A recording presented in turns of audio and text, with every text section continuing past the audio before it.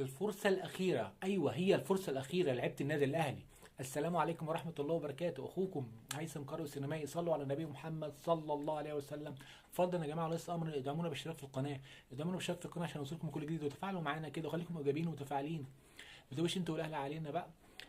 النادي الأهلي من اللهم لك الحمد من مصادر مقربة، حصريا.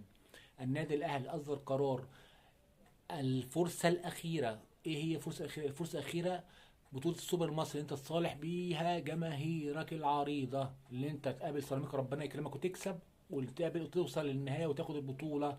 إذا لم يحدث ذلك، قررت إدارة النادي الأهلي خصم 25% من المستحقات بتاعة اللعيبة من العقود السنوية. يعني قربوا من العقود كمان، مش مكافآت وخصم، لا، من العقود السنوية للعيبة 25%.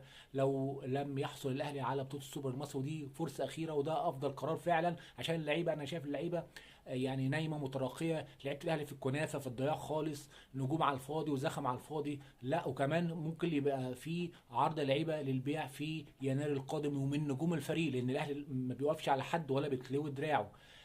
هذا افضل قرار والله، لان في كمان بين اللعيبه في حقد وغل وغيره، بدليل سوء النوايا والالق اللي احنا فيه وسوء الحظ وعدم التوفيق. الفرص بتيجي في العارضه وتعادلات والكلام ده كله وهجمات بالعشرين هجمه ومفيش. فده افضل قرار، لان سوء النوايا والحقد والغل بين اللعيبه، وده شاف نفسه احسن من التاني وانا نجم، ده اللي بيؤدي الى سوء النتائج والتعادلات دي. ده النادي الاهلي يا جماعه، الكيان العظيم في افريقيا والشرق الاوسط.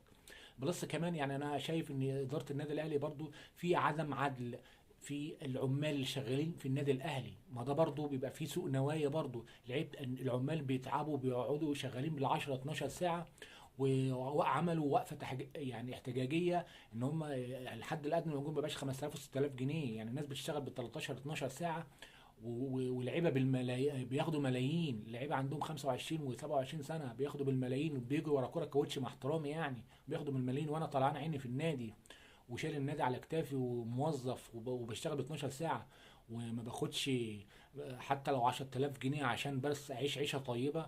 فكابتن محمود الخطيب، دي رساله يعني اخوك، من اخوك هيثم يا كابتن. يعني لازم يبقى في عدل. العمال لازم يتراضوا وياخدوا احسن اجور، عشان هم ولعيبه الاهلي السواسيه دول بيلعبوا للنادي، ودول موظفين النادي، هم اللي عاملين يعني مساهمين في نجاح الكيان.